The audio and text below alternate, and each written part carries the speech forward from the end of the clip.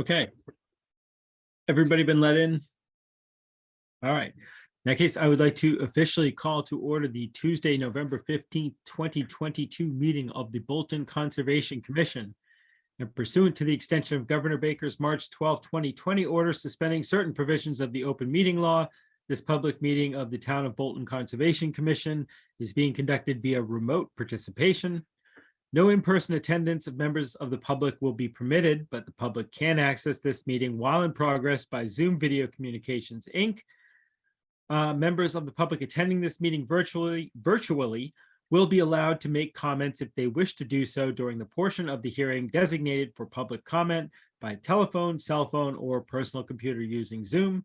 And just some guidelines for Zoom participants, please use the chat or the raise hand function if you wish to address the board. You're going to be remaining on mute until addressed by the board, and participants are required to display their first and last names. With all that said, by tradition, we'll start with a roll call. I am Brian Barabee. Jim Garrity. Paul Branold.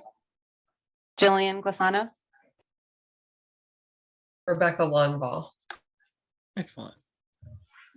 All right. And first up this evening, the Bolton Conservation Commission will now continue the public hearing under Mass General Law, Chapter 131, Section 40, to consider a notice of intent for DEP file number 112-0719 at 580 Main Street. Rebecca, do we have an update from our last meeting, or is either the applicant or a representative from the applicant here this evening? Mr. Chairman, I am here. It's Phil Cordero from Allen and Major Associates, and I am joined also by Mr. Mark Seck, who represents the applicant. Okay. I understand there are some new plans or some more. Would you be able to walk us through those tonight if possible? Absolutely. That would be my my targeted agenda for you this evening, is with permission to share my screen. And I'd like to walk you through what we have done since our last meeting together on the application. All right. Rebecca, if you could allow them to share their screens, or at least allow Phil to share his. Phil, you should be able to. Let me know if you have access. I do. Thank you very much.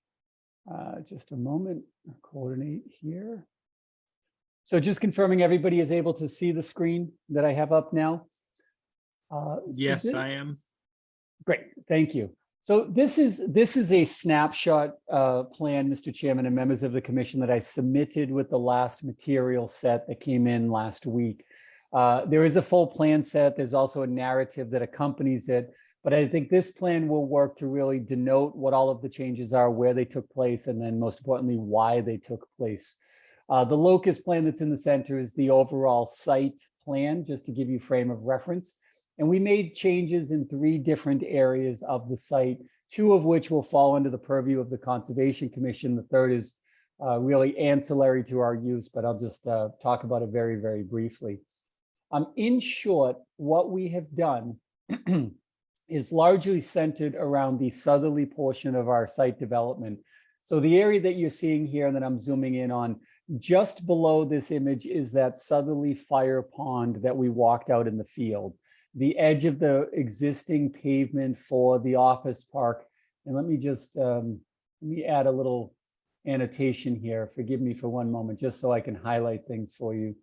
The existing edge of the parking lot, is right about here where this yellow line is. And what we did on our previous application is we had building 4, which is still 3 stories, still 48 units. It was located approximately here in the red circle, the red rectangle. And then this area between was our parking field. What we have elected to do is we've inverted that design. So the darkened lines on this plan is building 4. So we've moved building 4 closer to the edge of the parking lot and the southerly fire ponds and pond. And then we have put the parking on the north side of it. The reason for this is, as we are furthering our design, we are looking at efficiencies of construction. And the commission may recall that under the initial application, this area was relegated to subsurface drainage. And in order to utilize that for subsurface drainage, we needed to maintain required separation distances from the groundwater table to the bottom of our system. And what that did is that fixed the elevations that we needed at that back parking lot. And it required that this rear area, just generally about here, was elevated. It would be a lot of import fill. By inverting the building and the parking lot, we were actually able to lower this building elevation about 3 feet and lower the parking lot about 3 feet, on average. And we did that by removing the drainage from this lower portion and consolidating it with the drainage that is by the easterly or underneath the easterly parking tray. Okay, so all of the drainage is now in a single location. It is still a large subsurface field. It's consolidation of the two prior. We added a few extra chambers, but it is by and large the same. But then when we come up to the easterly tray, the commission may recall, we had this red square was a structured garage. We have relocated that southerly, so it was adjacent to building 4 now. So the entirety of this area, and I'm just generalizing the outline for you, is now parking. It's all parking. It's an asphalt parking field with drainage underneath it. But because we've eliminated the garage, we have been able to shift the edge of the parking lot approximately 10.5 feet westerly. So that's further away from the riverfront, further away from the buffer zones, the main annual high water line, basically all of the resource areas that matter, about 10.5 feet westerly. At the same time, we've eliminated parking in these shaded areas, or impervious surface, if you will, has been reduced in these shaded areas. And what we've done is we've relocated this further away and more proximate to building 2 and outside of the resource areas or the resource area buffers more particularly. Just to remind the commission, this purple line here represents the 200-foot outer riparian, the riverfront buffer zone. This pink line is the 100, and the green line and the orange line are the 25 and the 100-foot respectively. But in doing so, in terms of shifting this parking tray about 10.5 feet, what we've also been able to do is we had a retaining wall that was installed to make sure we held the 25-foot local no disturb buffer firm. We've been able to eliminate that retaining wall and simply go to a standard sloping condition to make up that grade. So this entirety of the area along here will now be earthen slope, loamed and seeded, will allow it to vegetate. It'll be landscaped in accordance with our landscaping plan, but we've eliminated now that wall element that we discussed in the field and had that marked out there. All totaled, between these two areas, just to zoom out a little bit, we have been able to reduce along the southerly portion of the site. We have been able to reduce impervious surfaces within resource areas by resource area buffers by just over 2,600 square feet, 2,623 to be exact. And in the easterly tray, we've reduced 2,839 square feet within the 100-foot riverfront and the 100-foot BVW buffer, and then an additional 374 within the 200 riverfront area. So that nets of a little more than 5,500 square feet of impervious reduction because of these shifts. The third area, just for the sake of completeness, on the westerly portion of our site, well away from jurisdictional areas, we tucked the pavement in here an additional 5.5 feet to pull it away from our property line. An operational move to make our truck turns work, and we also wanted to get some drainage swales in here. But I just wanted to denote what that area represents. In terms of supporting data, because we've relocated the data of the drainage to a single consolidated field, we wanted to make sure you are updated with all of that newest information. So you have in the package all of our HydroCAD data and our subsurface calculations, which I'll summarize for you, basically are exactly the same. We simply took two separate areas, put them together, but the combined release from that field is about the same as what you saw in the original application. So there is no increase of pre-development rates of runoff, pre-development rates of volume, certainly at Great Brook. We still have not really highlighted on this plan. We are still requesting permission to infill the isolated wetland areas and replicate those one-to-one. And we will still also replicate the bordering land subject to flooding areas that we talked about in our previous hearings. So those are still impacted areas, and we still do meet the compensatory flood storage calculations, even with these changes in total. We did not make any modifications, as I really zoom in here. We did not make any modifications to the replication footprint or the bordering land subject to flooding replication to make sure all of those numbers were accurately replicated and achieved. And that's it. So what we'd ask the commission to do is to consider the notice of intent relative to this plan, because in our opinion, it is an improvement over what we had prior. We have been able to minimize the impervious surfaces just ever so much more. We did make changes out of necessity for constructability, but we think at the end of the day, this is obviously our opinion, would be anxious to hear yours, that we've accommodated some pretty good improvements. And one of the things that would draw your attention to down here at Building 4 is the ability to invert. The fact that Building 4 is closer to the edge of the existing traveled way and pavement and the pond might perceptively be seen to be bad. Well, you move that building close. Well, we did.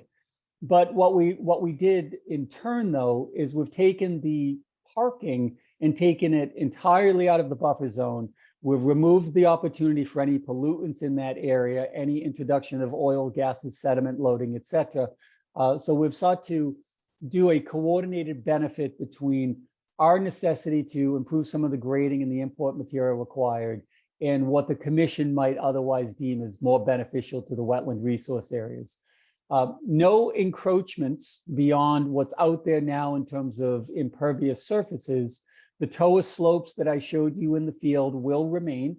They're just obviously slightly modified to wrap around Building 4 as opposed to the parking field that we had before. So that's the background. I'm happy to answer any questions that any members of the commission may have. And we appreciate the continued coordination here. Sure. Thank you. That was a pretty good update from what I did. Rebecca did send us out the package. I did have a chance to look through it quickly, but this kind of helps me to understand it more. As you stated, seeing the building switched was a little, at first that seemed it seemed like a big move, but I do take your point, and even looking at the plans before the meeting, I could see how it almost buffers against parking lot trash and more outdoor areas. Yeah, and I can see it argued both ways. But so I guess the first question I had was, what's behind the building here? I'm sure it's an access road for emergency vehicles, but is there any parking, like single lots at all behind the building? Are there like units that open up with yards behind the building? So it is not access for fire vehicles. So the area that I'm circling in blue is simply a sidewalk. This Sidewalk, is okay. It's a sidewalk for the unit. So wherever you see these double arrows, these are entry points to a common corridor within the building. So it's access for the residents to walk on the sidewalk to access those back doors. Now, it's certainly accessible to the fire department on foot. They can access around the building. They can set up a ladder if they need to. They can perform emergency rescue, but it is not intended for travel by vehicles. So let me just clear my drawings here. So the limit of vehicle access is here and here in terms of the proximity to Building 4. So Yeah. everything shaded on this side Actually, don't put in the phrase. is just leave it vehicular out. access. And I'm assuming they can get to the back fire pond. I'm assuming that was part of the plan. So what we'll provide to the fire department, and this is on the plans, it's on the utility plans. Yeah. Is we are installing for them, and I'm just going to draw it here real quick since I'm on this plan. Yeah. Right here will be a dry fire standpipe, Okay, that's. and what we I'll will draw. have a pipe driven, a penstock driven inside that pond. So they would be able to come out and suction water from that pond as part of their regional fire demands. So we've given them access along this path that they can stage their fire truck here to draw from that fire pond if they needed to, which is what Chief Lagonder had asked us to provide early on. Okay, and again, it's not so much jurisdictional to us, so I really can't go too deep into it. I'm just wondering on the maintenance on a pipe like that. I mean, that area is kind of getting terraformed anyways, and everything's getting ripped out, so I can see laying the pipe at that time not being a problem. Mhm. But how is it to maintain? Because I know the other ones, every few years, they have to come before the commission to talk about maintenance. Yeah. But if it's, well, go ahead. I'll let you answer that, but I was gonna say, that's why I was curious if the fire department's seen this, if they're gonna look for something different. So they've not seen this. We're Okay. presenting it to you first because we're currently in front of you, but we'll circulate it through the chief. You will have many additional opportunities to walk through everything with them. In terms of maintenance, it is a zero maintenance, other than if the screen at the end of the penstock gets clogged. The intake, The intake. If there's leaf debris, if it sucks in sediment, that's a bit of a maintenance requirement, but short of that, that's all we would do. So if we had to come back in front of you, or more importantly, what we'd look to do is, should you entertain an order of conditions here, would ask you to consider a condition that with the penstock in place, routine maintenance be allowed, and we can coordinate it through you or the agent through future notification, not too dissimilar to like the beaver maintenance that we have on site out here now, or the current landowner has out here now. Sort of a prescribed maintenance plan that's encompassed in the master order of conditions that doesn't necessitate meeting with the commission every time we need to clean it. More of a notification to the commission's agent that we have to clean it. Something like that, sort of just brainstorming off the cuff, Mr. All Chair. right. So that kind of answers that question for now, at least. So it's a sidewalk behind the back units open up. I'm trying to think, is there any not barrier, but fence, anything between the sidewalk and the wetland areas? Not at this point, sir. No, we will just have the transition slope, and then it'll be the grade that you see out there with the limited vegetation that you see out there. We don't have limitation barriers proposed on this plan. No fencing, nothing like that. Okay.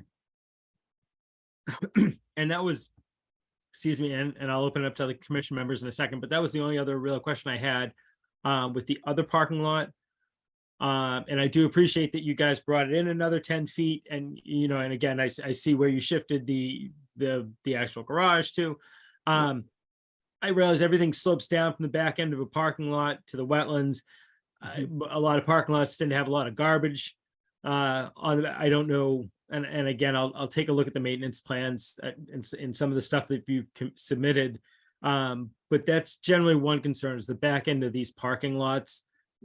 Between them and the wetland areas, it just, like I said, I've seen too many where it's just a lot of trash back there that just inevitably it's going to be parking lot straight to a slope down to the wetlands. And the same thing in the back of that building. It's the walkway, which I appreciate. It's a walkway instead of a driveway. I'm happy about that. And right on the other side of that walkway is a downslope right into the wetlands, and everything gets thrown down there, gets blown down there. And that's not to say that people living there that, I'm sure they'll all dispose of their trash properly, but inevitably that's just one of the concerns I have with the newer plans. But I can appreciate, again, why you switched what you switched. I do appreciate where you brought things in a little bit. And I'll just be curious now if other commission members have any questions, thoughts, comments, concerns. Yeah, just a quick question. So what's the distance between the edge of the building and the wetlands in the back? So the edge of the building, from where we were, in the closest corner, we're 24 and a half feet. 24.5 feet in this lower right-hand corner. That's what this blue dimension represents. Oh, okay. And then obviously with the walkway, the walkway is obviously closer. Okay. It is, but it falls within the pavement that's out there now. And, that's, again, let me highlight it just to make sure it's as abundantly clear as I can make it, just because I know that that's a very important point, is this represents the existing edge of pavement today. Hopefully everybody can see that red line. Yeah. That's where the parking lot currently ends. So everything that we're doing impervious wise exists within that footprint. Now, Okay, thank you. thank you. Can I ask along those same lines, is there a reason why the building couldn't be moved maybe 2 feet forward or 1.5 feet forward to stay out of the 25 foot? And I realize the sidewalk would still need to be in it, but just curious if that was considered at all. So we definitely considered it, and part of the initial application that's maintained throughout this one, again, a little cumbersome because I have multiple plans here, but we've tried to consolidate the distance between these buildings as much as possible, that this traveled way is going to be one way to minimize the width of this drive aisle here, then to afford a standard parking garage and then a 24-foot drive aisle with standard parking. We couldn't support reducing the parking count any further than we already have, unfortunately, which would give us a little bit of flexibility to maybe change the parking directions. So to your question, Mr. Chair, we did look at it. We just couldn't accommodate a further shift. Some things that you might look at, and I'll zoom in here, is we do have separation from the edge of the parking tray to the building, and you look at it and say, well, but you've got green space in there. Why not lose it in there? And the answer to your question philosophically is, well, we technically could, but we do like to keep a healthy buffer between the edge of the pavement and the faces of these buildings. These are residents. There are windows. We do want to landscape it. And I know 2 feet sometimes maybe doesn't sound like a lot, but we're trying to hang on to that, quite frankly. Right. Other commission members have any initial comments, questions? Yeah, I have a couple of questions on the runoff. So can you explain how the runoff from building 4 will work now, and then any overflow, how that's going to be handled from both the parking spaces and the building? I can. So the entirety of the parking tray, and I'll just put my drawing tools on again, all of the stormwater runoff from this parking tray and the one through here is all collected, and it goes down. These darkened black lines represent the path of water to catch basins. And what we would seek to do with the building is this would also run off to be collected in that same collection piping, which then ultimately continues on and goes to the easterly subsurface field. Now, on the back side of the building, if I'm just clearing and again drawing the imaginary ridge line, where we have roof lines and gutters and downspouts, we would have drainage that does want to run in this fashion based on the way the grades work. Now that roof runoff, for purposes of treatment under the stormwater standards, is considered clean. So it doesn't have to be captured. And as long as it's controlled in terms of its release, in terms of erosion potential, which we would bring the water down to grade and let it run off naturally down our slope, we would allow that water to continue to feed that pond naturally off of the building and off of the back of the sidewalk. Okay, thank you. Sure.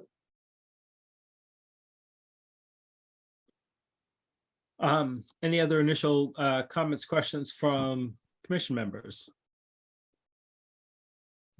Yeah, I think, Phil, I thought I saw that you're like 75% complete with the design. Is that accurate?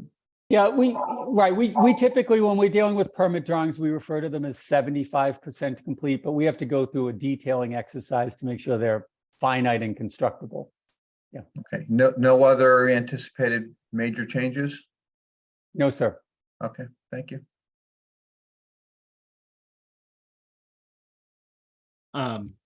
Rebecca, did you have any comments and or questions regarding the revised plans? I did actually. I had a couple that I didn't have coming into this meeting. One being associated with the sidewalk and the building. I agree with your approach and I appreciate that shift. But in relation to that, a lot of, and it's relative, as Brian, I think, was getting at as well, a lot of times Chief Legendre and public safety require certain dimensions around the building so that they can access it.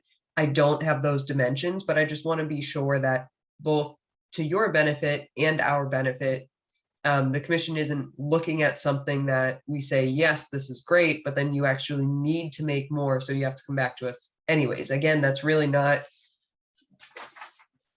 in a sense, has nothing to do with the commission other than to just highlight that now. So I'm happy that Brian highlighted that, but I also wanted to flag it. Rebecca, before you yeah. move on to, can I address it real quick? Just we'll sort of Sure. bullet point it. Sure. The NFPA code supplemented by 527 CMR is very specific. Okay. And what it says in there is that all points of the building need to be accessible within 250 feet from a staged fire truck. Okay. So in this particular case, and I'm not speaking on behalf of the chief, Yep. but I'm sort of purporting why I'm confident, is that if he were to stage a fire truck here or a fire truck here at the end, so long as he can access by foot all portions of this building not to exceed 250 feet, it is code compliant. Okay. So my suggestion to you is that we would not make further changes because of code related matters, because it is compliant. Okay. And that, like I said, I appreciate you noting that. Like I said, that's just something that often comes up.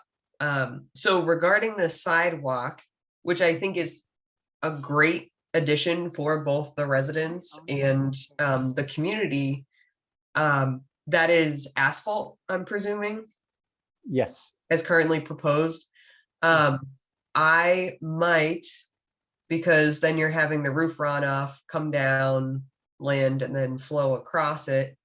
I might suggest the commission, or through the commission, that they might request more of a pervious material, whether that be a pervious as pavement or a crushed stone or small gravel.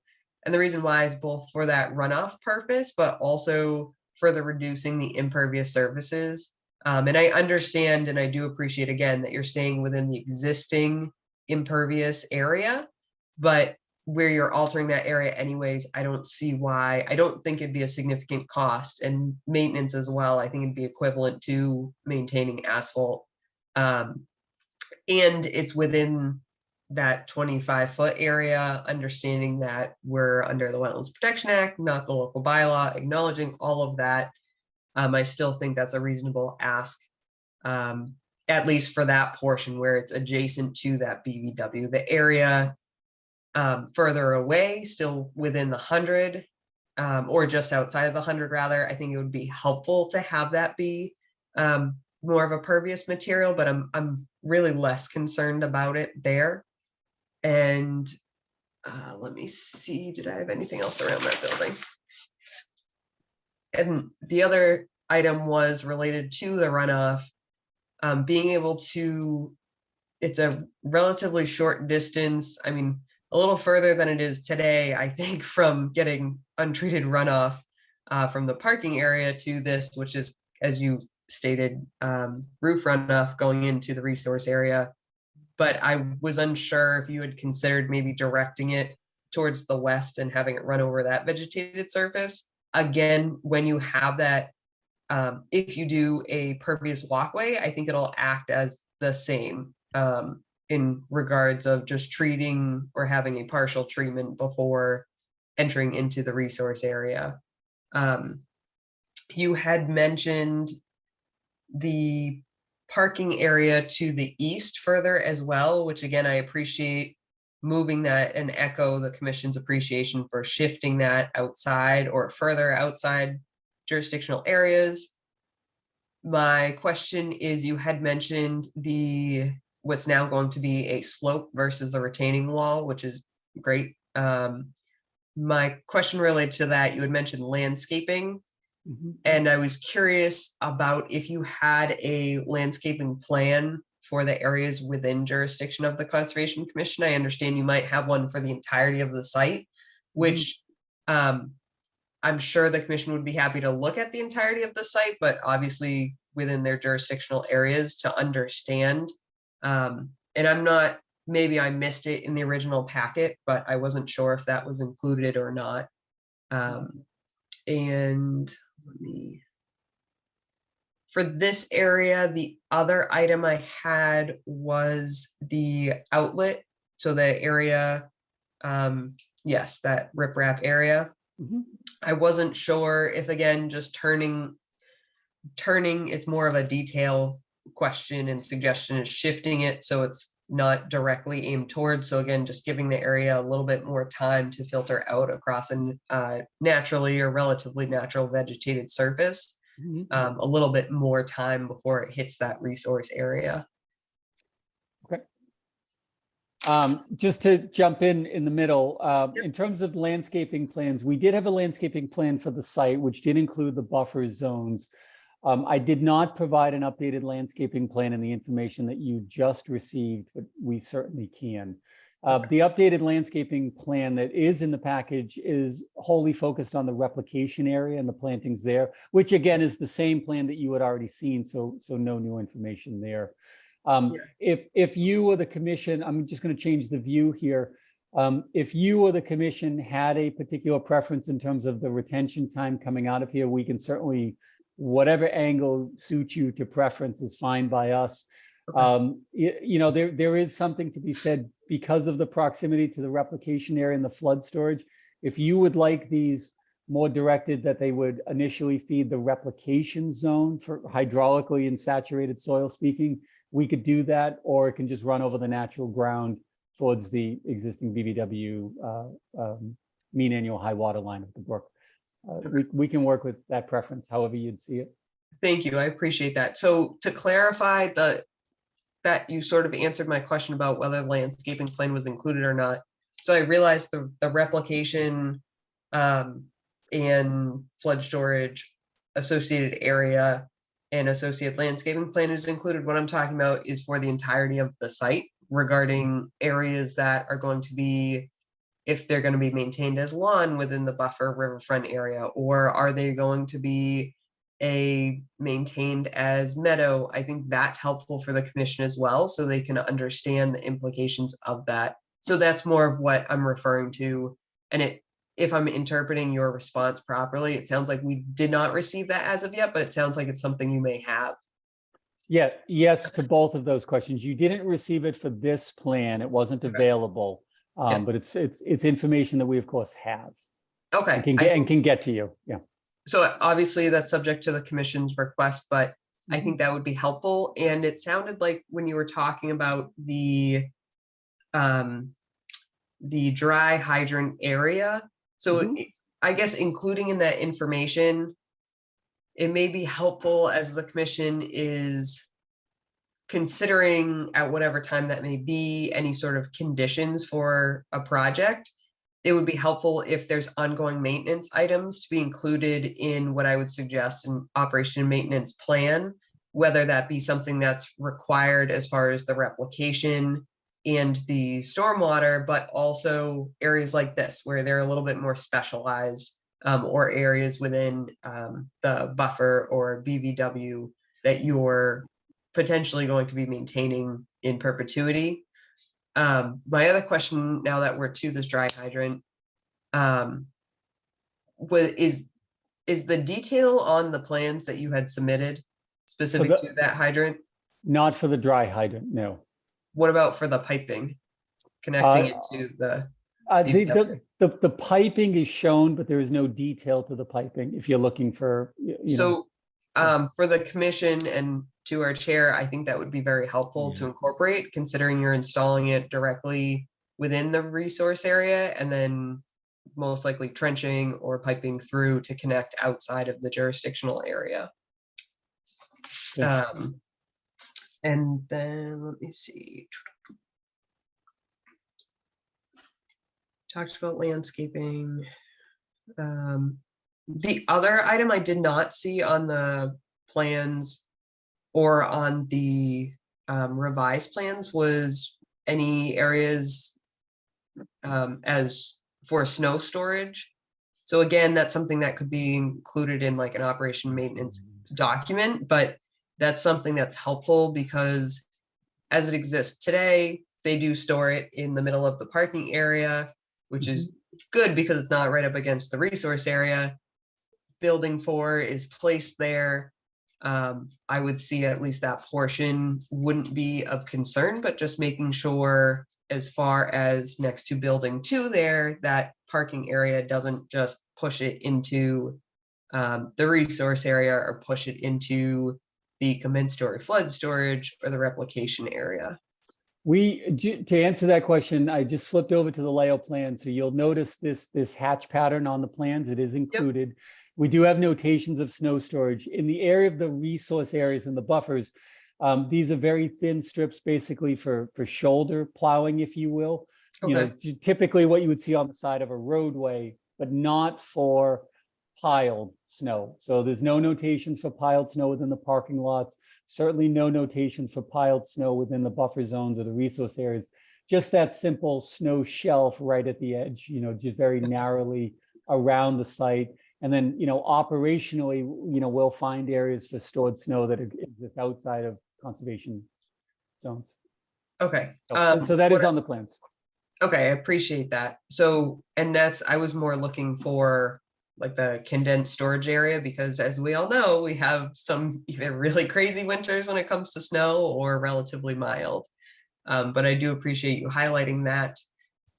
In addition to that, what I will remind the commission is on other projects throughout town, the commission has required snow fencing to be placed at the limit of work. And in regards to fencing, I know the chair had mentioned, is there any adjacent to the proposed building 4 between the sidewalk potentially and the resource area potentially at the top of the slope? I think that's a great idea to memorialize areas that maybe are left to naturalize and maybe don't require extensive maintenance, but maybe just once a year or something like that. In addition to that, maybe you continue whatever that fencing may be or boulder placement around to delineate the limit of snow storage area. And the reason why is because, again, we have some really strong winters, some years, and it's really easy to see a physical delineation versus someone who's hired, whether it be someone who's on staff or someone who's hired to come in to then do that snow removal. And then it's just very straightforward instead of having an unfortunate violation and we have to come in and deal with it that way. Then my last, or two of my last questions or comments are the parking medians. Are those proposed to be impervious, pervious? Are they plantings? Are they lights with plantings? What is the design of those? Pervious. They will have plantings, some will have trees, some will have lights. So, okay. So yes to most of what you said, but not impervious. So they're not striped islands, if you will. So it's not a sea of asphalt with a painted stripe. They are raised curved islands with planted material. Okay, and do we have a detail of that or no at this time? You have the detail from the landscaping plan, which is in the original package, obviously slightly out of date relative to these changes. But in terms of what those are, it's the same of what is being installed in them as the original. Yes, That's Okay, correct. Yes. So Okay. even though they may have shifted 10 feet, it's still the same material. Yes. okay, so that should be okay then. Then lastly, for now, is the any irrigation connections, I presume, so you had brought up your landscaping a couple times before, whether it be in front of the buildings or over within riverfront area. If there are irrigation connections or trenching that needs to occur, that detail needs to be included on the plans as well, if it is not already. So if that needs to be incorporated as a separate sheet, that's fine. But the commission needs to see all that infrastructure within the jurisdictional areas at the very least, if not the entirety of the site. Okay. We do not have irrigation shown on the current plans. Okay. I mean, and if you don't, if you're using rain barrels and doing it that way, that's fine too, but we'll need to see that. I think that's what I have at the present moment, Mr. Chair. I don't know if you have any other items that I miss.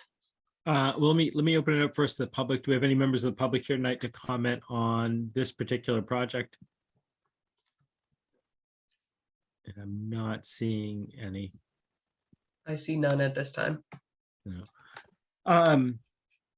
So I don't have additional, I mean, I have some additional questions, but no real additional questions at this time. And basically, would you be open to a pervious pavement for the walkway?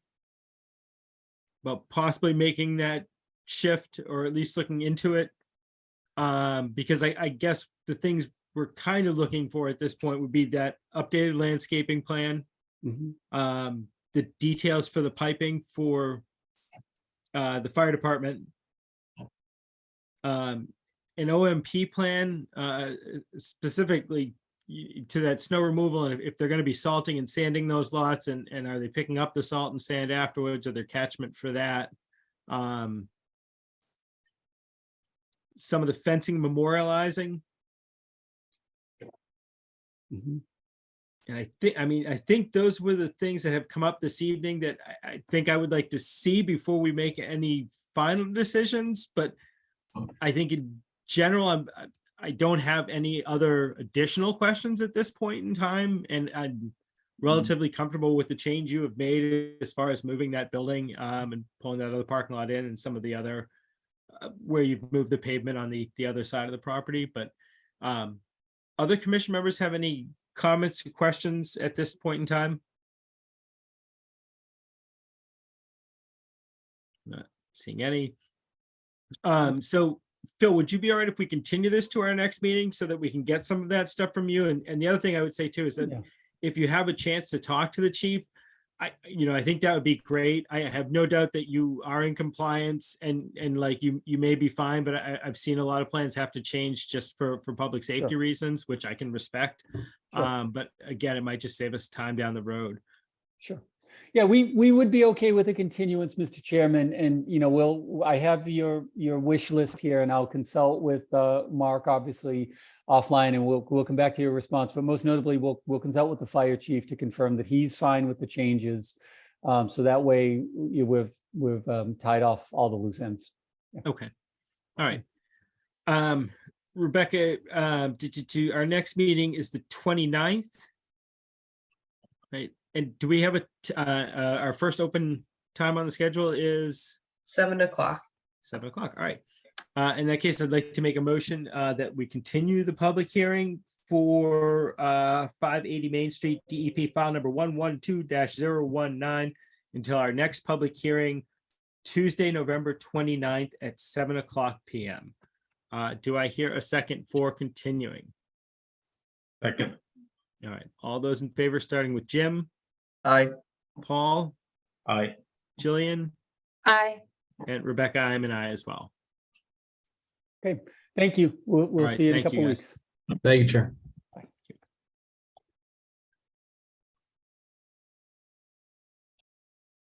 Okay. How are we on time? Everybody ready to continue? Okay.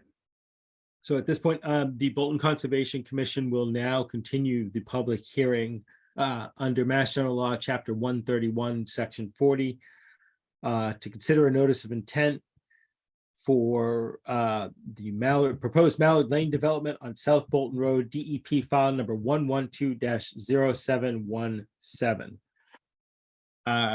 Is the applicant or representative for the applicant here this evening?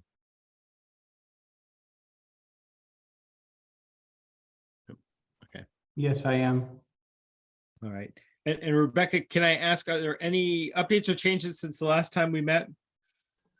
There are not that I'm aware of. The continuation was based on the request to further review the peer review letters that the applicant has provided to the commission to understand some of the stormwater parameters on site. Okay. And I have had a chance to look through those, and thank you for sending all of those out, Rebecca. I was relatively comfortable looking through them. The peer reviewer did take into account a lot of the things that we would normally look at as far as the offsets go, and how the development was laid out relative to the space available. I didn't have any major questions after reading through those. I was relatively comfortable with those. Curious if other members of the commission had any thoughts, feelings, or questions after looking through all of that. I would agree with you, Brian. I thought it was covered most of the questions we had.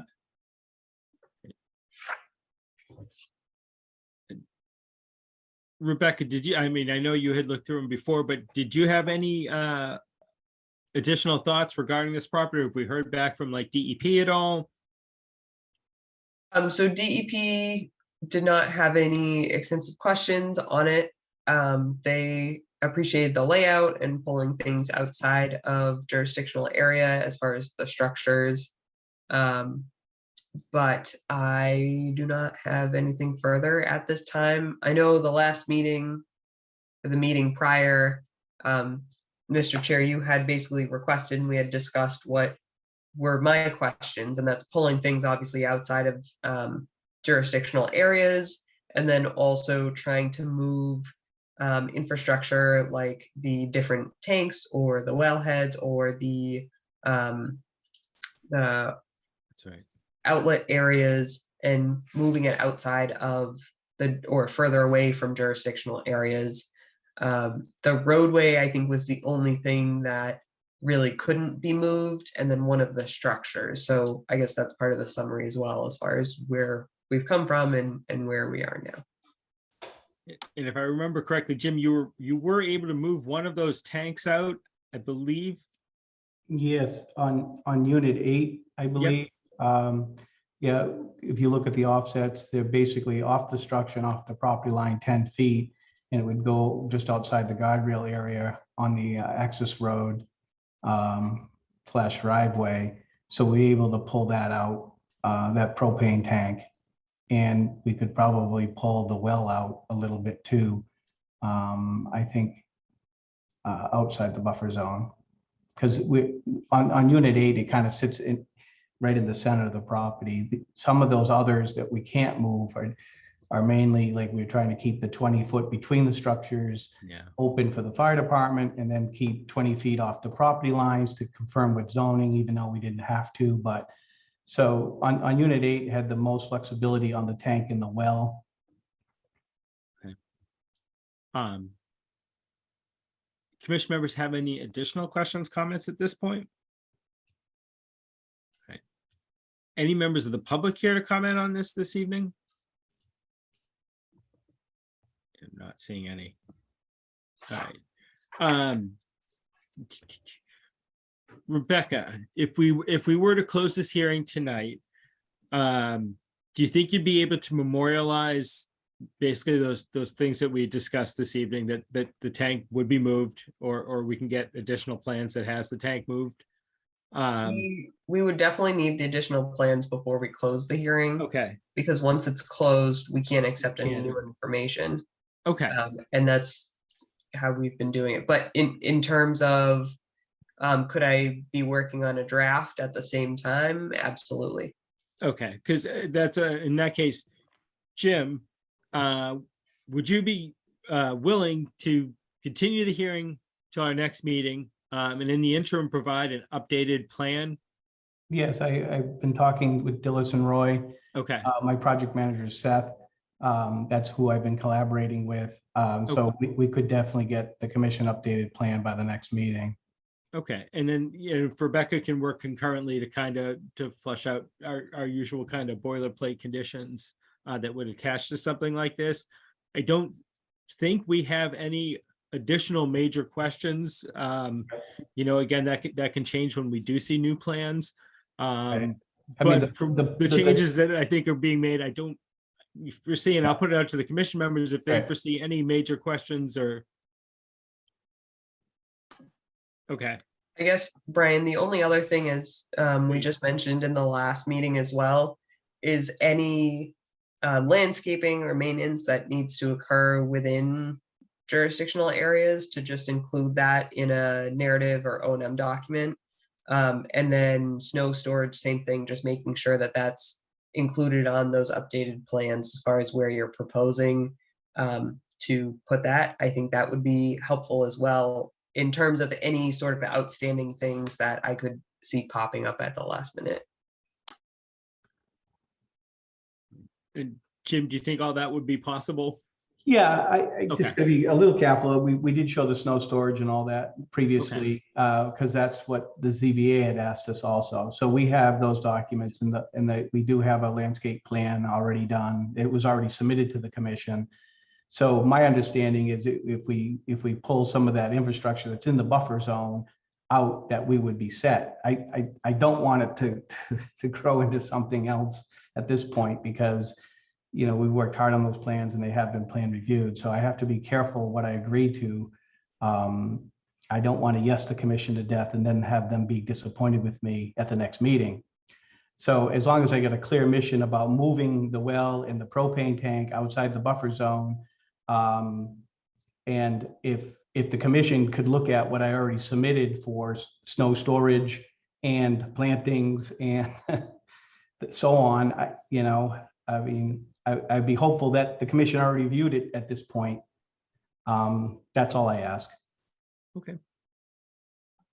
Jim, Yeah. I was bringing it up again in the event that when you shift those things, that any of that changes. So just updating relevant to any of that shifting. Yeah, and again, my understanding is I'm moving two things. I'm moving a propane tank and a well. Is that correct? Yep, and then I don't believe you've submitted it yet, but that outlet structure that wraps around, I don't have the plan in front of me right now. The unit that's closest to the vernal pool there. Yeah, it's unit 8, the one on the left-hand side unit coming 8. into the So access. Yeah. the riprap that sort of was at the back of it regarding the outfall, Yeah. shifting that, we had talked last time, shifting it so it's directed between the 200-foot extents. And just again, allowing for more area to be basically allowing it to naturally filter over that before getting into the vernal pool.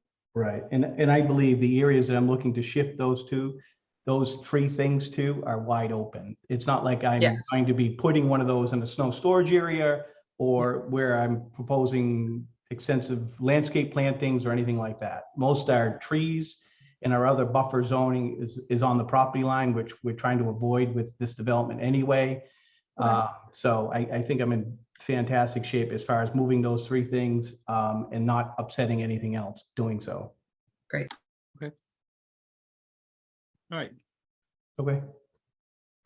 All right. And everybody comfortable, clear with that as far as commission members go? All right. Again, no members of the public here tonight to comment. All right.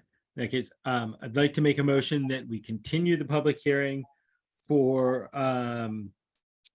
DEP file number 112-0717 on South Bolton Road, proposed Mallard Lane, until our next public hearing Tuesday, November 29th at 7:15 p.m.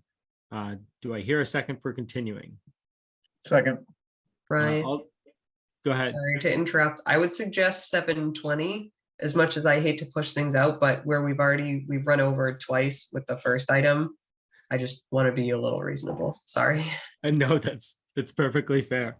In that case, I'd like to propose that we continue the public hearing for DEP file number 1120-0717 South Bolton Road, proposed Mallard Lane development, till our next public hearing, Tuesday, November 29th at 7:20 p.m. Do I hear a second for that? Second, All right, all those in favor, starting with Jim, aye. Paul, Aye. Jillian, Aye. and Rebecca, I'm an aye as well. Great. Thank you. Thank you. Thank you. Have a good Thank night. you. Take care.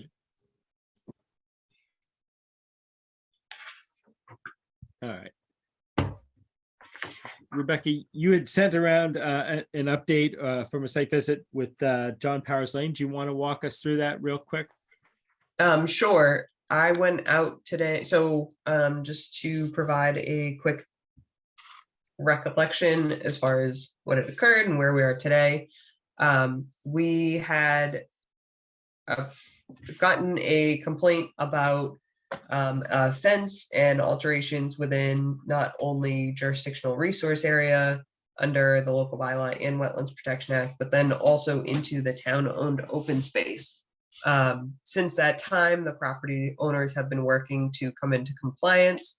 I went out today because they had reached out and said, given an update that they felt they were in compliance. I went out and looked. The remaining items were just seeding the area because we were in a drought. It didn't make sense to do that midsummer. Also, we're officially out of the drought. We got that announcement today. However, the other item was removing the fence posts with the footing. So they had a concrete footing with a metal post. And that has been completed as well.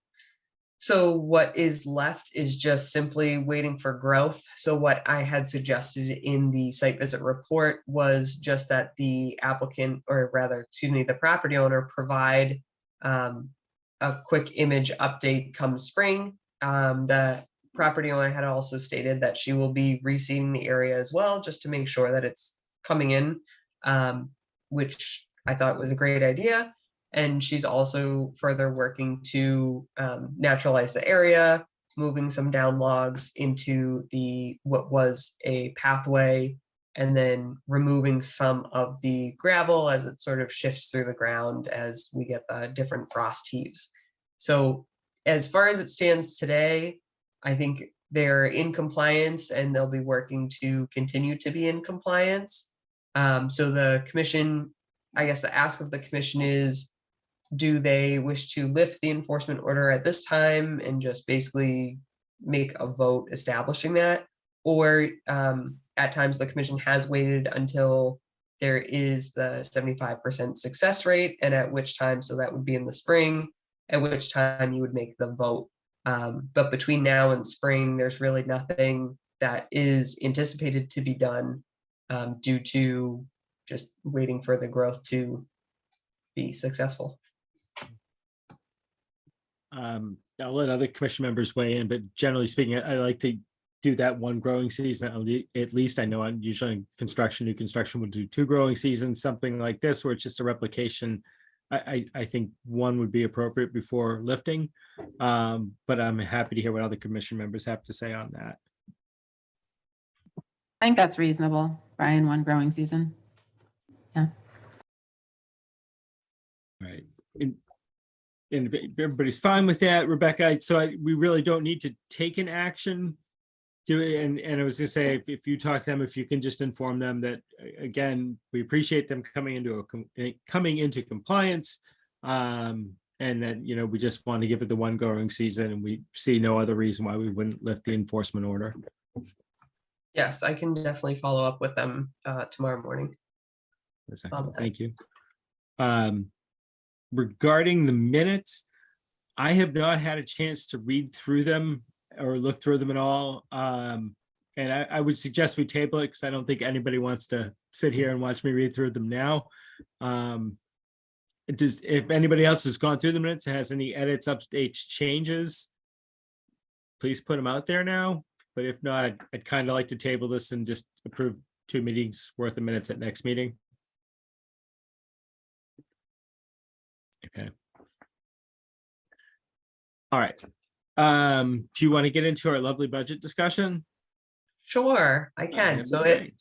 it has once again come the time of year when we look at what we've done in the past, what we're doing this year and have already done this year, and looking into FY24. We're now in FY23. And seeing where we are in the budget is what we've requested in the past sufficient. The budget message this year has been to really try to retain a level funded budget, but acknowledging that there are different reasons, whether it be for inflation or other things.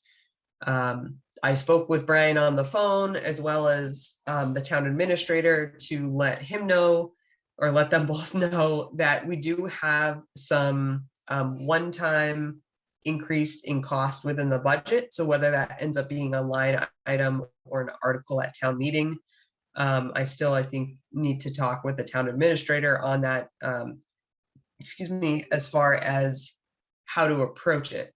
Those 2 items are, and then I'll pull up what we had requested last year and go through that briefly. Those 2 items are, one, in relation to the assessment we had of the Bower Springs earthen dams. We know that there is degradation to those earthen dams. It's one of our most popular, highly trafficked conservation areas, and we'd like to keep it that way. At least that is the excellent feedback I have heard.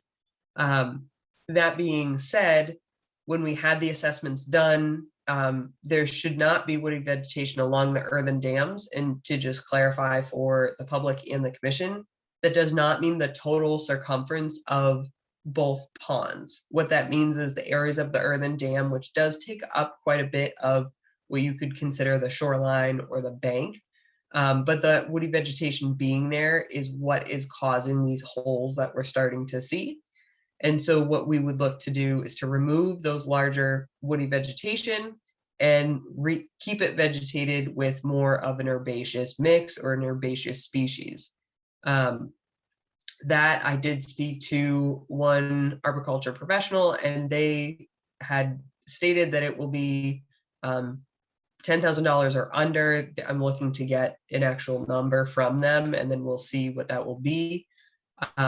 $10,000 or more is a capital expenditure request. So that's another process, which I am happy to go through for the commission and go through with you if that comes to fruition. But if it's not, then it goes line item, and we will, obviously it will be a significant increase of that line item. And again, I'll talk through that in a minute. The other side of that project that we realized through that assessment and was established by GZA, along with the woody vegetation removal, is that those earthen dams need to have material added to them and graded, so that basically it won't be further degraded over time. They'll retain their structural integrity and, again, provide pedestrian access into the future as well, so increasing the longevity of that property. I did not get a number on that. I have reached out to a couple of individuals to just get an order of magnitude cost. So I am not sure what that side of it will be, but that again would be considered either as a capital expenditure request and or a line item increase. Then in addition to that, we have our Mass Trails or Bolton Trails Connectivity Improvement Project, which we received. However, there is a match component of that. So the match component of that includes volunteer time, but it also includes about $9,000 of match funding. So that is something we unfortunately lost the private funding that was promised in the beginning for unfortunately personal reasons. And so going from there, because we have the grant funds, I think it's a really defensible reason to get those funds. It's improving 9 crossings, and it's also improving our trails that we see a lot of a lot of traffic on. And in addition to that, these are going to be accessible crossings. So wider, more stable, less slippery, can accommodate a lot of different user types versus just someone who's able to walk across. So that being said, those are sort of the two largest increases that I would encourage the commission to request. As always, we've been looking at other grant funding opportunities, and I'm just not seeing one for that matches either of those directly yet anyway. The other two items that I'd mentioned to Brian is one is a brush hog or brush mower that is easier to transport than the current large brush hog, and specifically through the trails that may be narrower, or we don't want to be increasing the width of them, but just maintaining the current width. What we have now, it works great. It is a much older piece of equipment, and it does require a small trailer.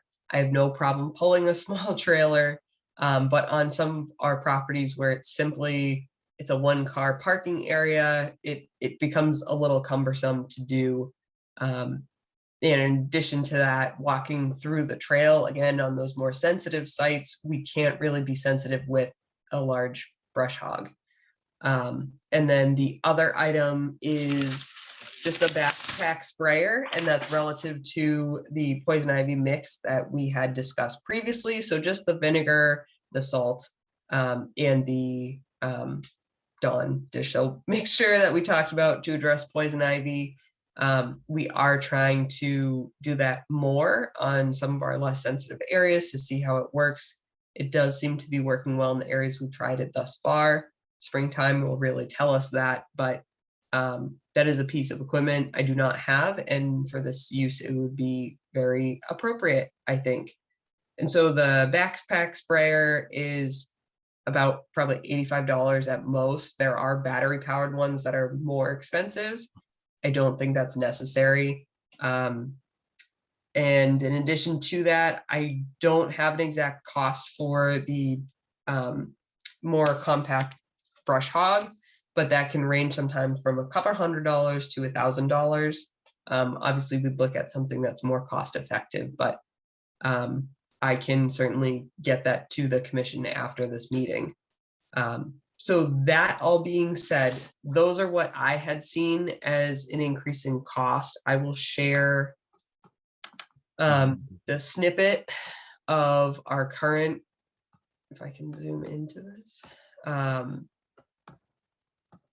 So here we have,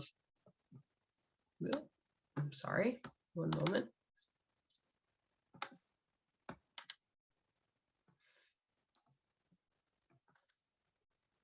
I don't know why this is doing that. I apologize. Here we have, can everyone read this? I'm sorry. It's I kind of can. slow. Okay. Thank you, Brian. So we have this is also in the drive that I had shared with you all. We have it's just clicked to remove the wages component, and then the account numbers, just for privacy reasons, the account numbers, I don't want to be sharing those to the general public. These are our line items as they exist today. I don't know what it would take to add a line item. I don't think that's necessary, where when we have these potential increases of one-time costs, I think we can fit them in with the line item, but just maybe add a note to it for advisory that says this is what it's for, it's a one-time cost, and go into a little bit further detail. So the first item is purchase of services. This is when we're purchasing or contracting out for more general services, whether it be peer review. We've done different consultants. We've done land surveys out of this as well. Not recently, but I'm saying what it might be used for. Last year, so all the way over to the right, you have the change to last year. So just showing what we decreased and then what we increased. This, I apologize, I didn't include the years. This is Fiscal years. FY Yeah, I know. 23. that's current year, right? So this is current. Yeah. Then we have FY 22, 21, and so forth. So I think these two are really the most relevant, but just for sort of looking at a history snapshot, it's helpful to have those other numbers. So in the past, we actually went down significantly in land maintenance. Land maintenance is used for our mowing or our mowing contract of Butternut and Bowers, because there are two meadow conservation properties. It takes a little bit of different equipment than I have accessible to me. You can't use a lawnmower on that. It's more of a rough cut. And we actually have hired someone who specializes in invasive species as well. So while they're out there, they will give us an update on the invasive species, which the past 2 years, what we've done is we've held specific work parties to address those areas versus having that individual be contracted to manage those invasive species, which has been working out well, but it's a lot, as you probably hear from more volunteers, that we're very grateful for, but it's an immense effort on one property, forget about across 2,000 acres. So that's what land maintenance is typically for. The training, we try to budget for, and I believe it's going to be the same request for this year. We try to budget for at least everyone. How the amount breaks down is for all the members we have currently to attend the annual conference. Whether you attend that or not, that's basically what we base the training off of. So if you don't attend, what it does, it allows for other members to be attending different training opportunities throughout the year associated with the Conservation Commission jurisdiction duties, but again, that number is how we estimate that number and how we request that number is based on what MACC requires for their annual environmental conference for each of our members. So now we have 6 members, whatever the cost of that is per member, that is what that number will be. If you would like me to base that off of a different training opportunity that you've maybe found, you want to increase or decrease that number, I'm happy to do that, but I really think that's a sound way to approach it. And this year we actually have had a couple members take advantage of that, which is what we like to see, what I like to see. So that's another thing too. If you hear of a training coming up, please let me know and I can double check what we have left in the budget. Then we have the vernal pool study. We've actually gone down on that cost for the purposes of, we actually have a great group of volunteers from a high school that go out and voluntarily do it. So this is basically the cost of if commission members or other individuals wanted to volunteer to do it, you think of, well, it will pay for their gas or transportation in that sense. But they also changed their Natural Heritage Endangered Species Program, changed their certification so that you can actually do it all on the computer. You don't need to be submitting things, so you can do it all through your phone for the most part as well to fill out the form and submit it. So they've simplified it versus having to mail something in. So those funds would be used for that, in addition to hiring someone to come out and collect the data. Advertising this year, because we've filed quite a couple permits for the commission regarding upgrading crossings, we actually are over our budget for that line item, but not within the total budget this year. Advertising, typically $100 is enough because we typically don't have too many projects going on. Knowing that Bowers project is coming up, at least that one, that will be one of 100. So if $100, I think right now the Bolton Independent might charge $65 per. So maybe we want to increase that to at least cover 2 ads in case we need to do that. But that's really what that advertisement fund is for. The supplies, that's office supplies. I don't see a reason to increase that at that time unless you see that something that's in another category can be purchased under that line item, basically. The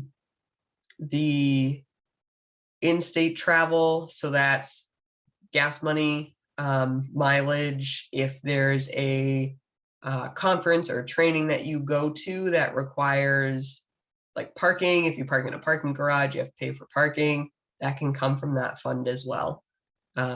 So that is what we have right now. Typically, this is paying because I use my personal vehicle for site visits, going to get to a site to go out and do trail maintenance. That's normally what it's for, is mileage, and then parking, as I mentioned before. But this is also available for commission members too. So if that needs to be increased, then we can certainly do that. If you feel it's reasonable the way it is, that's fine as well. Then the dues. So the dues are relative to and estimated off of the different organizations that we are part of. So that's, of course, MACC. They send out their bill. It's based on how many commission members we have, what their rates are this year. And then we're also a member of MSMCP, which is Massachusetts Society of Municipal Conservation Professionals. Sorry. And so those are dues associated with that as well. That helps, again, pay for trainings. And those are my counterparts across the state.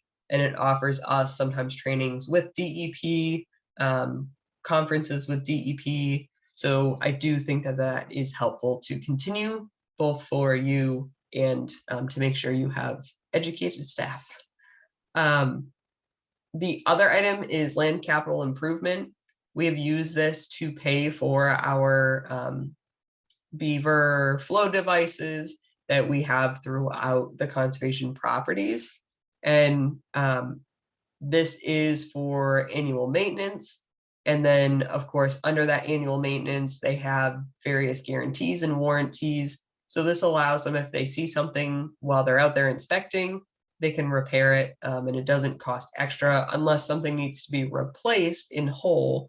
Then, of course, so like last year, we did a replacement of one that had been in place for quite a long time. But that's typically where it comes from. I haven't heard of a significant increase yet.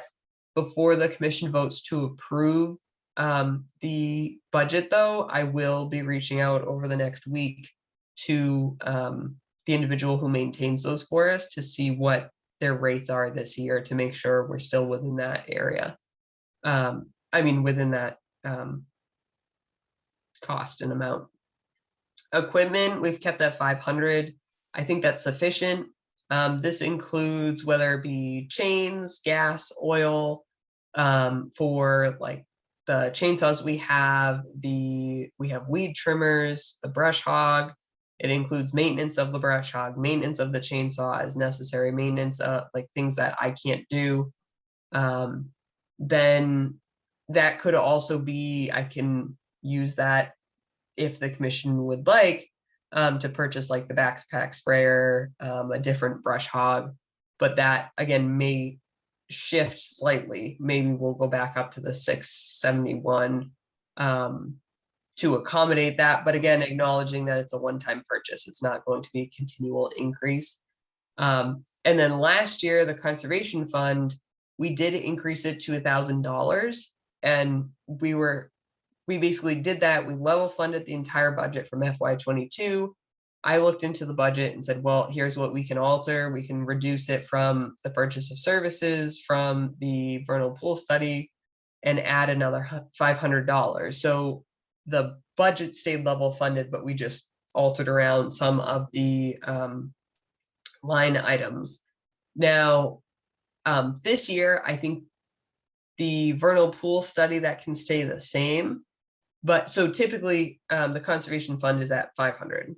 Over the years, the commission is well aware that, this builds through donations, but we're not allowed to ask for donations. So it's sort of, people do make those donations once in a while, which is very welcomed.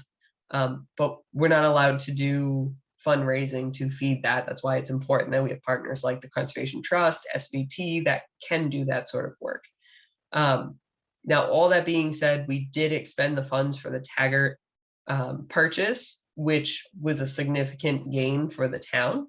But now we're left with minimal funds, if any, within our conservation fund that supports land acquisition, any work that would contribute to land acquisition, like surveys, or if we need to do any assessments prior to or conservation restriction purchases. And we, as of right now, we don't have sufficient funds to even act on something like that. So that's what the conservation fund does, is it contributes to, it builds. And this line item at the end of each year, we then transfer into the revolving fund of the conservation fund. And that does not go back to the general fund each year. So that is a long way of saying, regarding the conservation fund, I think it's sufficient where it is. However, I know that's a point of conversation every time at advisory, and I think rightfully so to an extent. But knowing that, and I ran through the items that we had last year and sort of some upcoming costs. I would hand it back over to you, Mr. Chair, if you feel there are any other questions or any other things that you've noticed throughout the year that should be getting addressed or should be maybe addressed differently that would alter the budget in any way. I'm happy to accommodate that. I just would like to know justification so that I can defend it for you all. That's all. Sure. I don't even know where to start. No, thank you. It was a really good rundown on everything we try to do and breaking down each available line. Trying to think where I want to start. So just remember, the commission advisory is going to at some point sit down with us to go through this budget, and they go line by line with every department. Several years ago, they had started asking us to come up with 3- and 5-year plans. And again, thank you to Rebecca. She provided them with a lot of information. Advisory has taken a very good approach basically to our budgeting process. It's been pretty good, and we have done what we were asked in many ways in order to level fund, which you can see going back all the fiscal years. We basically stayed level. I mean, went up like $200 a couple of years ago. We actually had brought it down a little bit at some point based on the economy and other things that were happening in town. But we have managed to level fund for a few years. But that said, as Rebecca had brought up, there are things like equipment like that smaller brush hog and stuff like that that we've really put off on upgrading or doing because we have level funded for many years. But I think we're getting to a point where we can't. And one of the big ones too is going to be the Bowers project that it's really been clear that people want to save Bowers or preserve Bowers as it is, and it's just going to encumber funds. So we're definitely going to need to put in for that. We're going to have to go over this year, and I'm worried about cutting too many things. I can see we could talk about training and what's actually been used the last few years. Travel, it struck me somewhat like other commission members, you are more than entitled to apply for travel reimbursement if you drive to a conference or anything. I'm more than happy to pay for my own travel. I wonder, Rebecca, if that's sufficient for what you need for travel. If it's something you just max out every year and eat the rest, or if it's a realistic plan of what you spend, even if it's out of town travel when you have to go to a conference or something like that, or go to meet somebody offsite.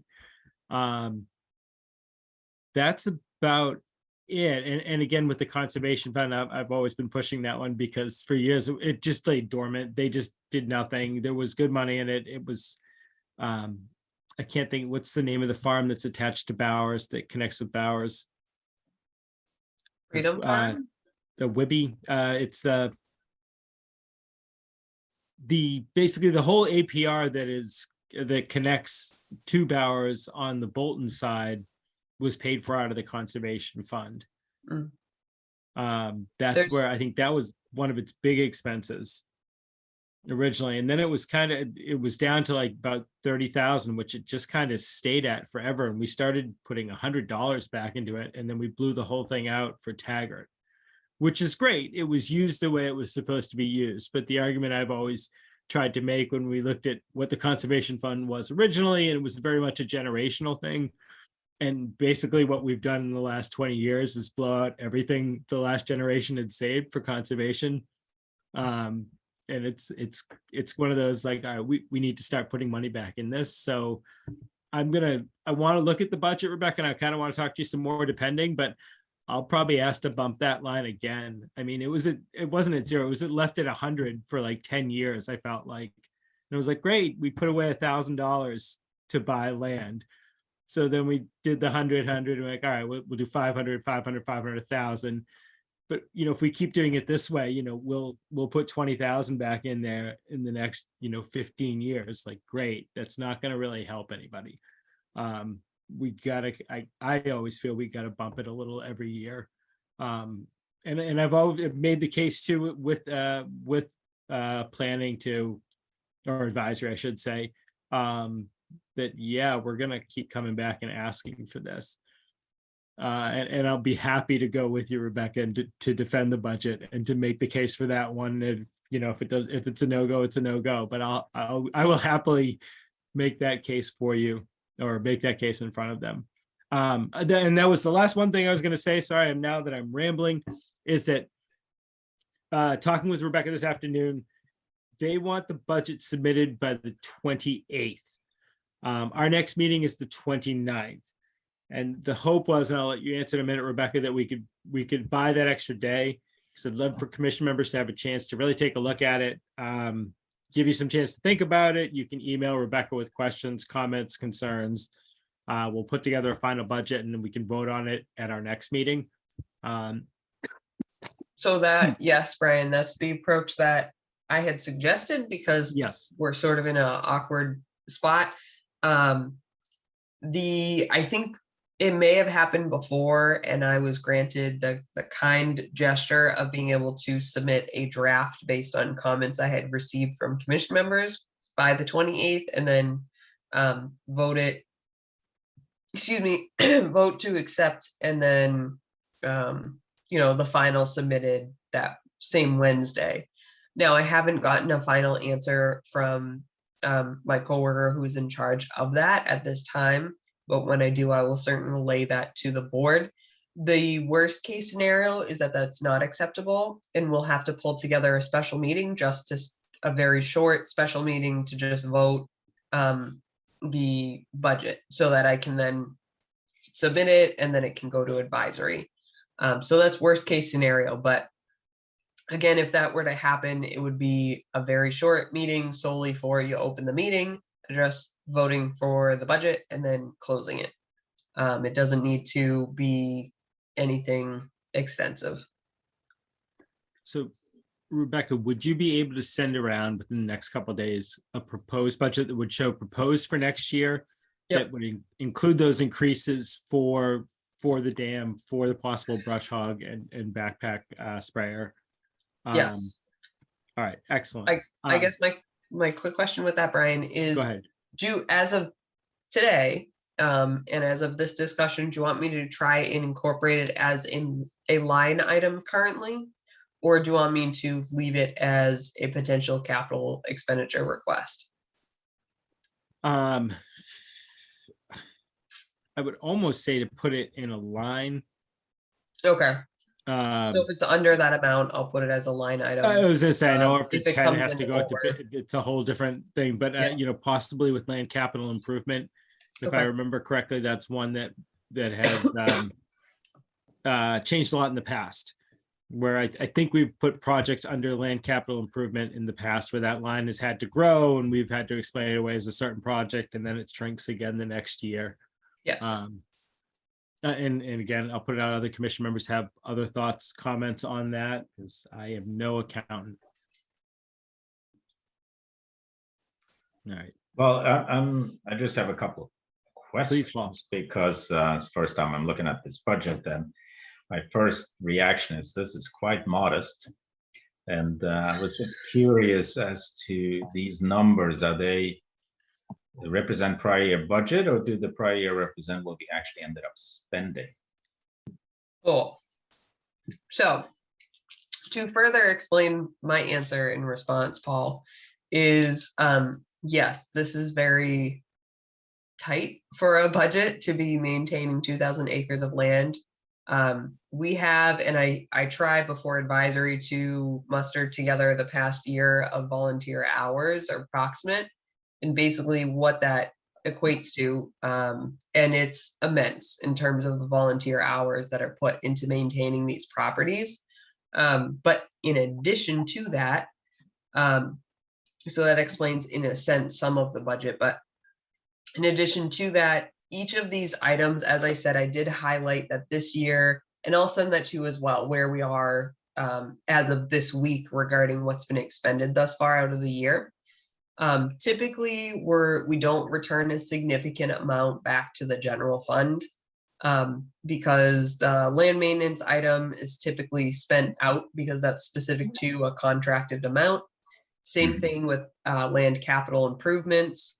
Same thing with advertising, mileage, and to answer Brian's question, for my mileage for work, that is typically sufficient. Normally, I'm maybe like $20 under. Sometimes it's like $20 over, but again, it will come from another line item to make up for it. So we always expend within the budget. We're never over what is requested because we can't, obviously. But to answer your question, Paul, at times it does vary, like I said, whether it be by $20 or if, for instance, we have a land capital improvement, like I think it was the last year or the year before, we had to replace one of our flow devices for the beavers. So that ended up coming out of equipment and I think whatever the remaining was for supplies. So that technically we expended over that line item, but it still came within our budget. So if we're under on certain things, sometimes I realize we can get things done within that fiscal year versus waiting and increasing the budget the next year. So then I try and bump it up a year and get it done within the budget. But I can certainly send you last year's expenditures and I'll send you this year's currently as well. And then you can see that for yourself, what I'm talking about. Okay, no, that's very helpful. And when I assume they're all use it or lose it, except for maybe the conservation fund, is that something we put aside that Yes, grows over time? that's a great question. So all of these line items return to the general fund at the end of the fiscal year. So if it's not expended, you're correct. It goes back to the general fund. And the commission loses it in general terms. So the conservation fund line item, though, the way we've realized how to address that, so it's not going back to the general fund and actually building on that fund. So there's the conservation fund, which is a line item, and then there's a conservation fund in and of itself, which is through Mass General Law. It's created that way. The commission created it years ago, as Brian was highlighting. So to get it to go from the conservation fund, and which is like a one year item availability. And again, I'm being very general. I know you probably know this more technical terms, but to get to the more of a revolving fund, I forget if it's technically categorized as a revolving fund or not, but to get to that more permanent fund, we have to actually have a transfer. So at the end of each fiscal year, we get requested transfer from the conservation fund line item to the actual conservation fund. They are called the same thing, so it's confusing sometimes, but yes, so that is more of a permanent fund that the commission's able to build over time. Okay, and this is a whole side question, but just for my education. So I assume there's all kinds of statutes around the fund on how that money can be used, etc. Correct. So if you go under Mass General Law, there's a whole section on the creation of the conservation fund, what it may be used for. And the commission actually has the ability to vote and restrict that use even further than what the statute does. And at one time, it may have been 2005 or before that time, the commission really dialed in and specified what it can be used for within land acquisition. to make sure that it was going towards that use, versus funding like maybe a private parcel survey and just really specifying, not that that occurred, but just to further ensure that that was really black and white as far as what was anticipated from that fund. But I can also send you that information if you'd like. No, that's okay. Okay. Yeah, well, I would support the changes that you're proposing. I think this is, I mean, considering the budget we have in Bolton, this is really a drop in the bucket, but that's just my opinion. It all builds on each other though, Paul. Yeah, I know. But yeah, know. I understand where you're coming from, and I appreciate that sentiment.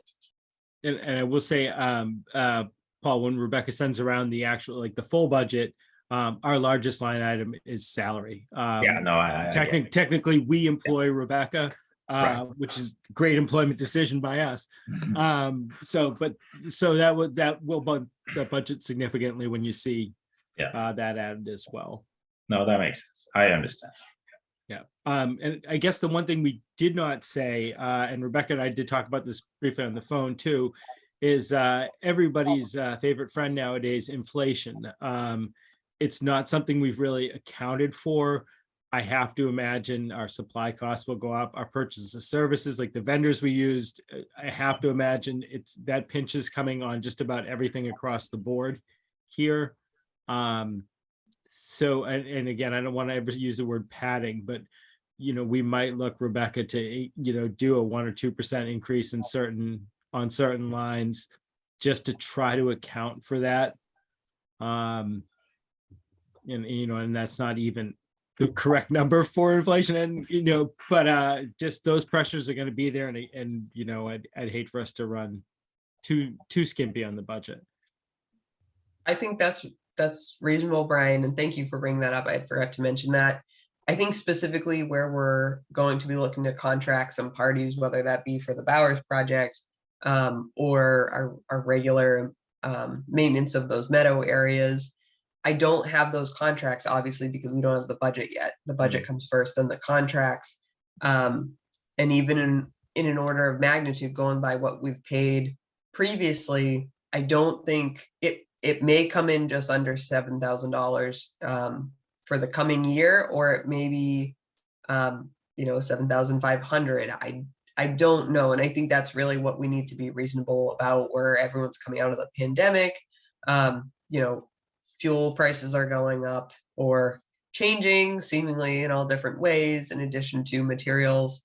So I think it's a good thing to acknowledge. And if you want me to add 1 to 2%, I think that's fine. I think we just need, again, justification for and a standard as far as what it's being increased by, so that I can be able to defend that. That's all. Yeah. And I was going to say, in the past, training, have we come close to that? Have we used it to cover other things? I guess I shouldn't say usually, a number of years we'll have 1 or 2 members that attend the conference. Sometimes we'll have 3 or 4, but it's rare that we'll have all 6 or 7 attend the conference. I do like your reasoning for where you got it to where you got it. Just wondering if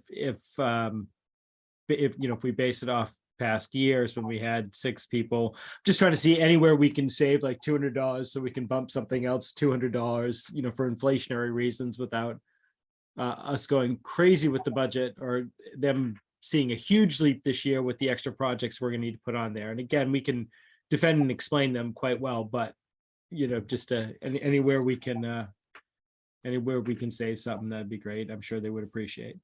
Yep, I'm happy to comb through this as usual and see where we can shift some things around for sure. All right. So any other questions regarding the budget right now? Okay. All right. So if you could kind of send us that around when you have a chance, Rebecca, that would be wonderful. Yeah, I will do that tomorrow regarding what we've spent today, and then from last year's budget too, and then updating with the projects. So you should get 3 either spreadsheets or images of spreadsheets from me over the next day or two. Do you want me to run through the updates, Brian?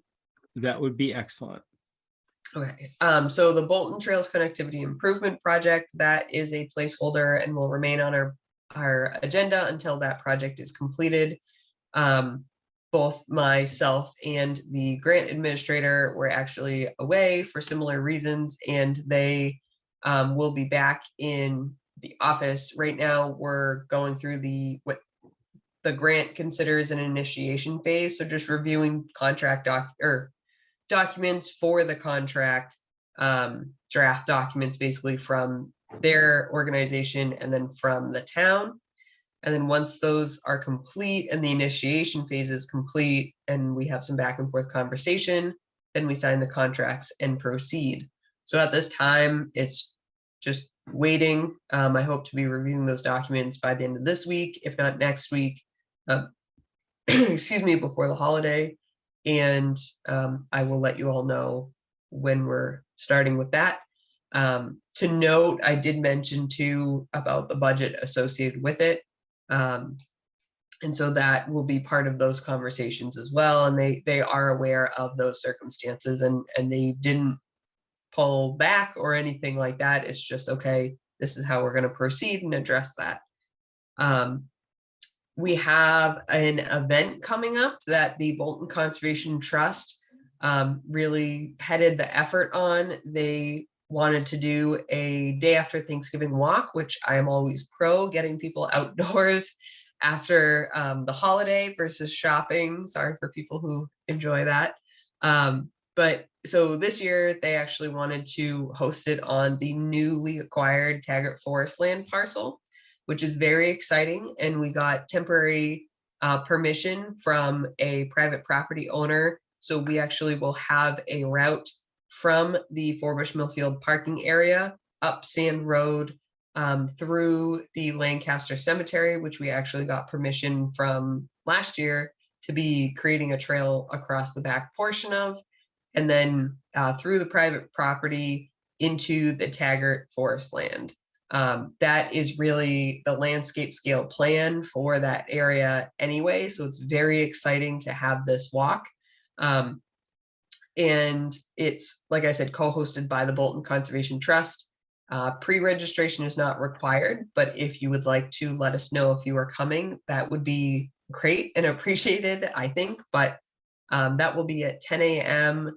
on the 25th, the day after Thanksgiving. So please join us if you are not otherwise occupied. I think it's great. We typically get a good turnout for day after holiday walks. So I hope that we get the same for this one in particular. And hopefully not as cold as it was the day after Thanksgiving last year, because I was out on the trails and I think everything froze. So that being said, our next update is for the MVP program. Our current project is working on the Lawns. It's the 2-year project with partnering with Clinton, our partner community. We are working on the Lawns and Landscapes section of the project. So we've done the site visits in Clinton. Coming up, we'll be doing site visits in Bolton. And basically, we're looking at areas that either function really well or could use some improvement, or areas that really are just left as they are. There's no infrastructure on them. There's no maintenance, but there's a lot of invasives creeping in. And how could we use these parcels to actually benefit, increase resiliency within the town, and then also increase more nature-based solutions within those parcels? So it's been actually a really good experience thus far. We've had a lot of great stakeholders involved. So if you are interested in that, you're more than welcome to attend the meetings and or communicate with our excellent team of consultants, myself, and or we have our climate resilient website specific to the project. I encourage you to explore that as well. And of course, I will update you when we have the Bolton site visits. which I will be participating in, but a lot of good, just natural conversations come up and organic conversations come up.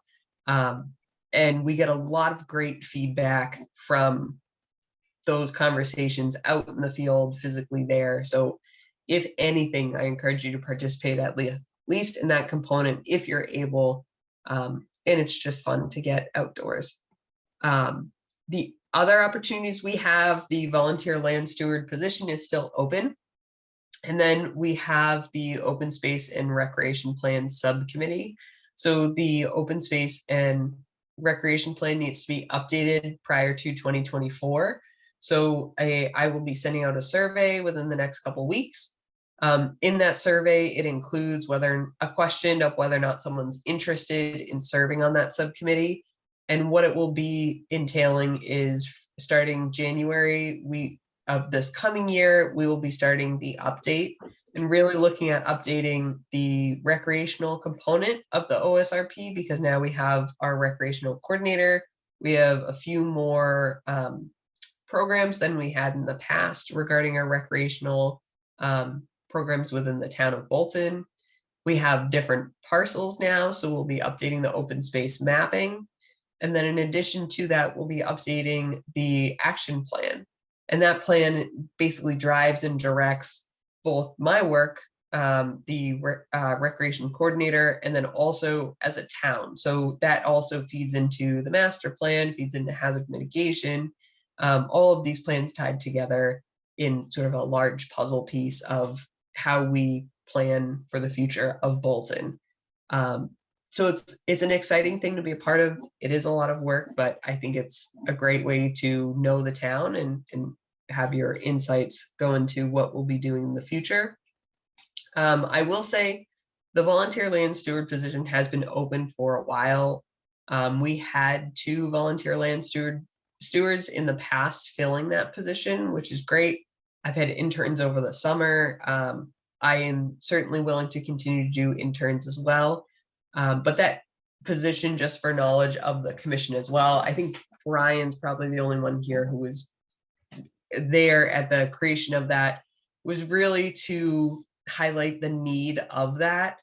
And even though we don't have someone technically in that position right now or named in that position, we do have a couple volunteers who are regularly there from the Bolton Trails Committee, being organizational and directional, from coordinating those volunteers, coordinating with me, coordinating with the Conservation Trust. So I think that position is really valuable. Some different commissions have a staff person doing that, and it's a paid opportunity. It's very part-time, and it may just be seasonal. So that's something too, I'm not necessarily saying for this budget season or this budget year, but that's something in the future that if the commission feels, with these other projects that are going on, do we need someone else on staff as well working on the trails? Great. Again, I can't say enough good things about our local volunteers, and whether it be myself getting out and doing the stewardship work, because I truly love it. I enjoy that I get 50-50 in the office and outside, and working with our volunteers, but there are times when I have to be in the office doing permit work because things are coming in. We have a meeting coming up and I can't get out to address something right away. Our volunteers are great. We can certainly depend on them, but I don't ever want them to feel too overwhelmed with what is going on within the town. So I mentioned all that just because we were talking about the budget tonight and just acknowledging that that is something that's funded in other towns. Again, whenever the opportunity arises, I do try to get grant funding for a specific project to fund that opportunity. But just acknowledging that while we're talking about budget as well, maybe something for the future, that's all. And of course, with these opportunities, individuals can contact me directly.